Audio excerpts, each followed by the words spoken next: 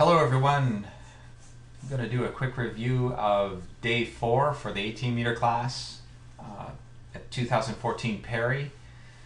This was a blue day. It was a 2-hour 30-minute assigned area task, and when I say blue day, the majority of the task area was perfectly blue, but there was a convergence line that developed in the back of the first and second turn areas. So it looks something like this. It was distinct. There were some very juicy clouds in especially the back of the second turn. Although as I was flying, I don't speak for the other pilots, I wasn't sure if that convergence line was here or what it was, or if we had time to reach it. So it turned out to be a very, very interesting part of the task, and I think strategically it was a big portion of Tim Wells' win. He wins, let's go back to the scores, he wins by a significant margin. Tim Wells 61.54 average for 160 miles, 1,000 points. Second was Jersey with 949, a 58.39 average, but he went almost a half hour over, 24 minutes over. And let's just go down the list here. Third, Robert Shack, always consistent, ended up second for the contest. Doug left the last day, but after this day, he was certainly within striking distance, and Shack had a good last day. Fourth, tied for fourth, John Murray and John Cochran. Sergey in sixth. Sergey finished third for the contest. Seventh, Ken Sorensen, who recovered nicely. I almost landed out with him off the start, and he recovered and had a good, solid day. Certainly not as much as I'm sure he had hoped, but considering where we are, about 20 miles after the start, you'll see that it looked pretty bleak. Eighth, Doug Jacobs. Now Doug had a very difficult day. His ELT went off after he launched. He had to come back and land. He had to wait for the full grid to launch, relaunch. It was a very weak day, very difficult day, and that probably caused him some trouble. This is by far the worst day for him, the worst day I've seen him have in a contest since I started watching him last year, and unfortunately he left after this day. I don't know if this caused him to be frustrated or what, but in ninth place for the day, Rob Ware. 10th, Frank Painter, who sort of a poor day for Frank. I'm sure he would have liked to have done better, and I've looked at the flight. I'm not really sure exactly how this happened. He might have pushed a little too low a couple times. Pete Alexander struggled today with us as well. Again, I can't really put a finger on what happened to Pete, but it was a blue day. It's a assigned area task on a blue day. You can stumble into luck, or you could stumble into difficulty, and I think that happened to Pete today. 12th, myself, and 13th, Roger Buchanan, although Roger, Pete, and I were all within just 15 points or so. So,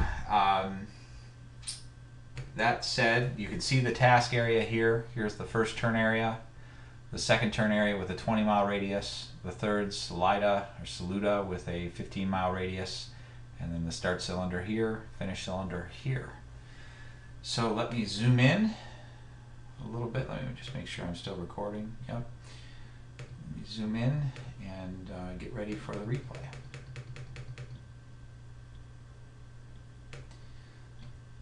Okay, so here you can see the start cylinder, and I'm going to speed this up and just talk quickly through the start. So what happens here is it's very low. Some of the task advisors are saying it's not a fair and safe task. You can see most of the guys are struggling to get above 3,000 feet, and eventually it gets a little better. Let me pause here and just say that I was very happy to have a FLARM during this portion of the task. You're only seeing the 18 meter class here. There's 65 or so gliders flying generally in this area. coming in and out of gaggles from every which direction, leaving, returning, turning wide, turning tight. And the Flarm was a real savior for me in terms of awareness. And it wasn't so much in the thermals; it was flying between the thermals and entering thermals. You couldn't be sure where gliders were, and the Flarm definitely brought my attention to some gliders that were in fairly close proximity several times. So it was great to have. You can see here Roger Buchanan starting, and what happens here is sort of interesting. So you can see here 3 gliders have separated from the main gaggle. Roger started already. And the reason that is the wind is coming from this direction. The course line is this direction. So if you draw a perpendicular line through the center of the start cylinder, you can only get credit from starting out, the forward half of the cylinder. So obviously we're working together here to start on the windward edge of that cylinder, get additional distance, and be on the upward side of the cylinder, which is clearly a benefit today. There's about 10 miles per hour of wind or so. You can see that here. How do I get rid of this? Here we go. Sorry about that. So I make a pretty big mistake here, and that is that I climb. Whoops. What's happening here? I climb through. Let me slow this down a little bit. I climb through 4,500 feet, and you can see that happen right there.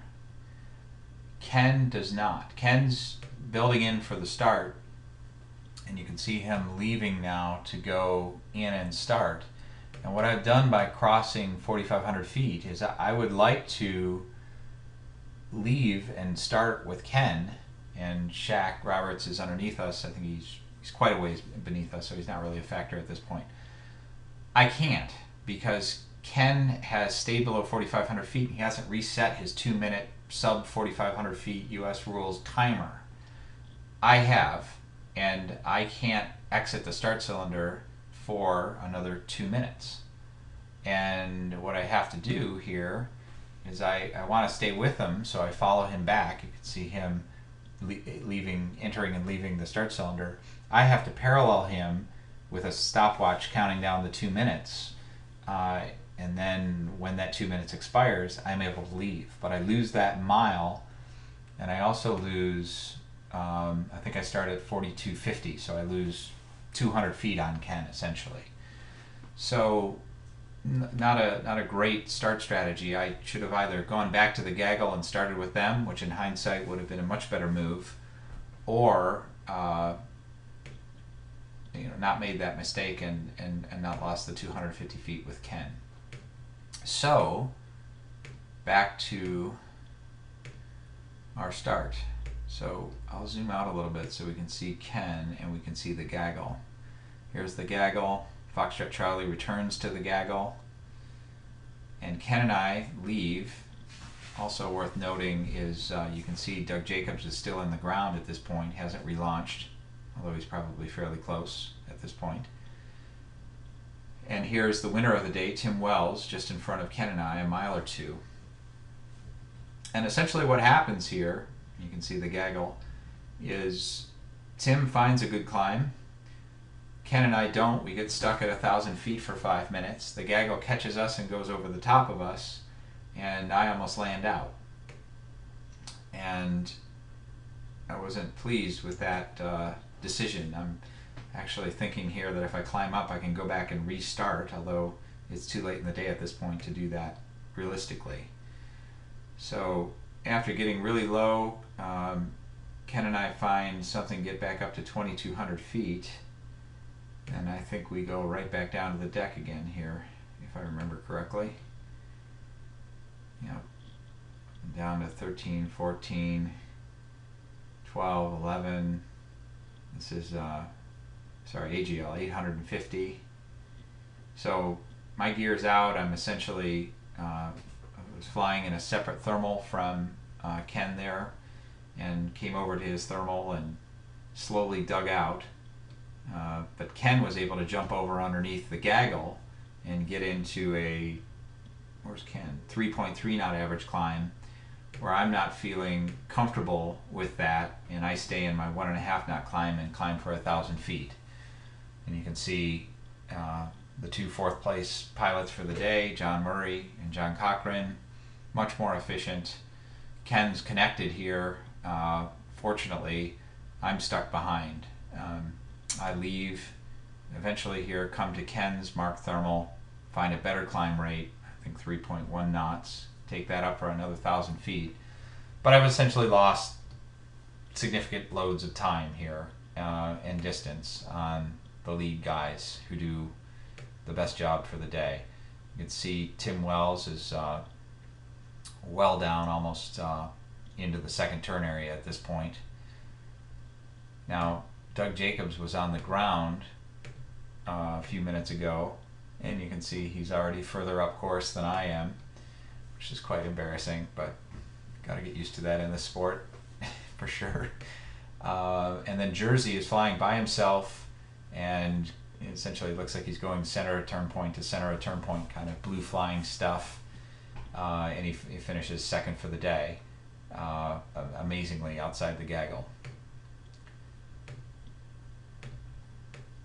So at this point, what I should say is that out here in the distance, which looks like the back side of the first turn cylinder, there is a convergence line, distinct clouds, Q. It goes from completely blue to completely booming in about 5 miles here at the back of the first and second turn cylinders. So I don't know that Pete was right under me at that point, but I know that the general group has turned right here. I saw Ken make a significant move to the right as he left that thermal, or after he left that thermal. My thinking is, let's take a chance here. Let's drive to the back of the first turn area, get a climb in the convergence line there, and run something across to the second and try and catch up. And the first part of that plan works sort of, and then it fails miserably for me.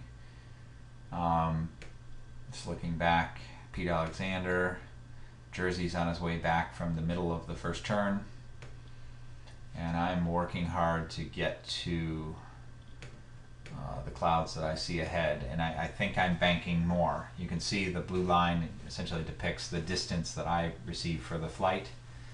So I'm almost there to the clouds, probably bumping in some little wisps ahead of the convergence line. And as I get there, essentially I struggle to find something here for a little while, and then finally find 1,500 feet of 4 knots, which I'm happy with. And this is the first happy feeling I think I've had in the task yet. I know I made a mistake at the start. I know I almost landed out. I know I got rolled by the gaggle. I know I lost touch with the gaggle. Now I've taken additional risk to try and catch up a little bit. And what happens is, for almost 15 miles here, under the clouds of this convergence, if that's what it is, I completely misjudge it, completely misplay it, and almost land out again under the clouds. So here, Foxtrot Charlie is a couple thousand feet above me. I don't know it's an 18-meter glider. I bump it. I don't find anything, and I continue to move more deeply into the second turn cylinder. So let me pause here. I'm down to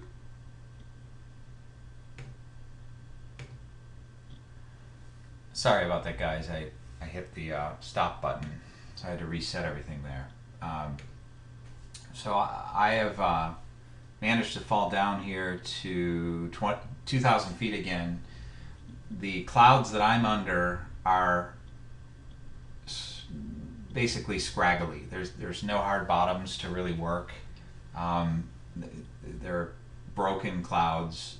Beyond me, maybe another 5 or 10 miles down to the southeast or south, there are better clouds. I can see flashes. I know there are gliders there. I don't know if they're 15, 18 or sports or whatever.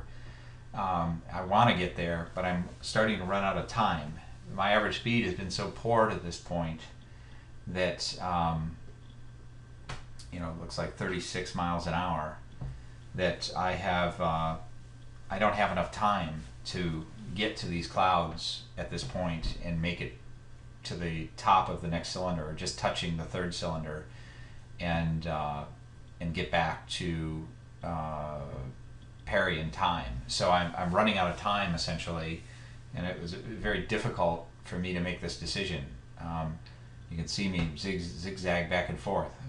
I'm going to go for turn cylinder 3 and just screw it when I have some altitude to work the fields that I see, and then I really see these guys going up visually, and I really want to reach into there, but I end up going through so much sink. You can see the indecision turns there, that I just run out of altitude, and I essentially have to turn and run downwind. Here I'm trying to go for them, and I give up and run downwind. And at this point I'm at 1,100 feet. So you can see why I didn't want to go an extra 3 miles into the wind here, or 4 miles into the wind. I might have landed out right there.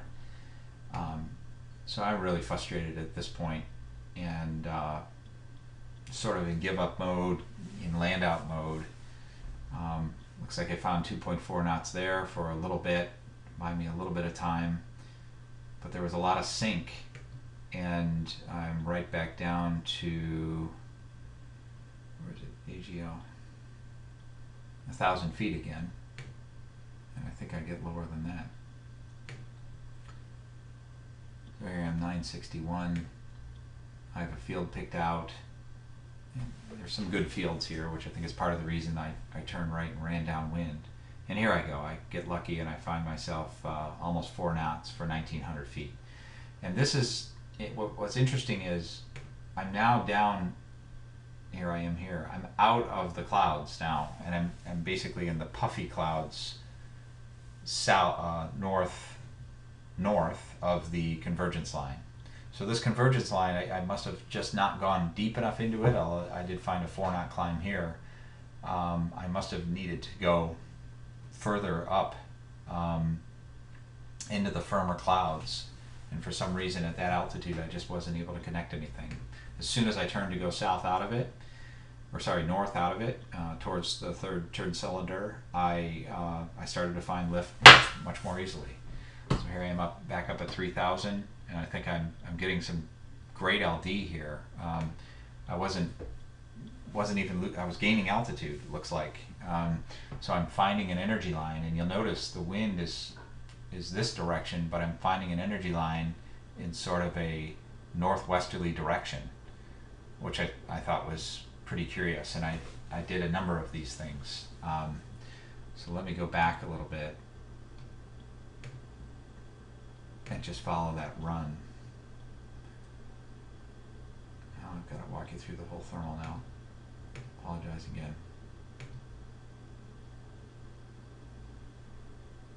But out of that, I get this run of actually positive altitude. Basically holding 3,000 feet, 3,100 feet. So there's something here. 3,200 feet, 3,300 feet, still haven't turned. So 3,500 feet. So there was some kind of, and the wind shifted as well, which is interesting. There's some kind of energy line here, and at least I wasn't distraught enough to not, so distraught that I stopped working.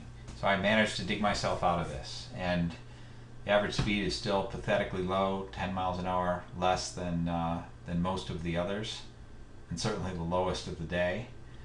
But I obviously wouldn't be aware of that. I know it's going bad. I never thought it was that bad at this point. There's another good climb, 3.4 for 1,000. So what's happening here that was also interesting is the only guy I'm aware of is Bravo Bravo, who I knew went way in further into the turn cylinder.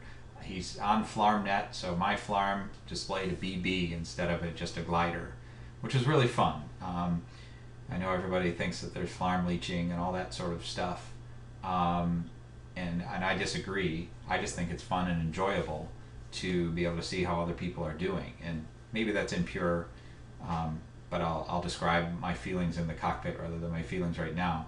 It was nice to see where he was. We were both clearly out of the second turn, headed north west to the third and final turn area, and I could kind of keep an eye on how am I doing compared to another really good pilot. And at first I was below him, I think. Let's see. So I'm at 53, he's at 47. So he's a little bit below me actually, but I'm just able to monitor this on the Flarm. I see a flash over there, so I know it's Bravo Bravo. And as I'm flying, you kind of have an idea for where he is and what his altitude is visually, but at least you know it's another 18-meter glider. And you can see here I've worked ahead a little bit. I'm at 5,300, he's at 5,300, so I've lost a little bit of distance, I suppose. But it was just interesting. So here he is, now he's fully abeam. I'm at 59 and he's at 5,000, so I've gained a little bit on him. So it was something to keep me awake and keep me working, as he was the only glider that I really was in touch with. Otherwise, it might as well have been OC. So it was interesting. You can see. Let's take a look at the other boys here. I don't know why it just zoomed. Let's zoom out. So Tim Wells, amazingly, is all the way into the first turn. Who is this? This looks like it's DX, DJ, or no, DI and LX have passed Tim Wells now and have just had a tremendous run down into the third turn. I reviewed this a couple times before doing the recording and I didn't notice that before. So here's 7 Tango, Sean Fiddler, here's John Cochran, and this is Jersey, and let's keep playing here.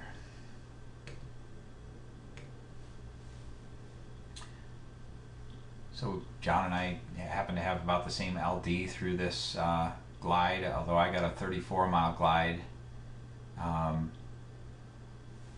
So that's interesting. A 34-mile glide is a pretty significant glide. Let's take a look at that.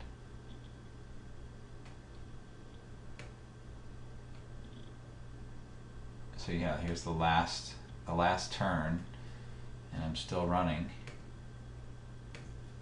with a 51. I'm downwind a little bit, so 51 is not that good. But I go 34 miles until I stop right there. Or no, that didn't count as a turn, so that was a miss.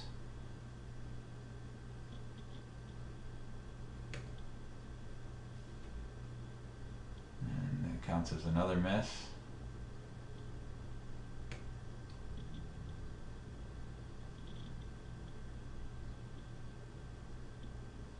Comes Jersey. Tim Wells already going back for the finish. So this is worth discussing. So the 34-mile glide was way back here, touching the first cylinder and then coming to John's thermal. But if I back up a little bit,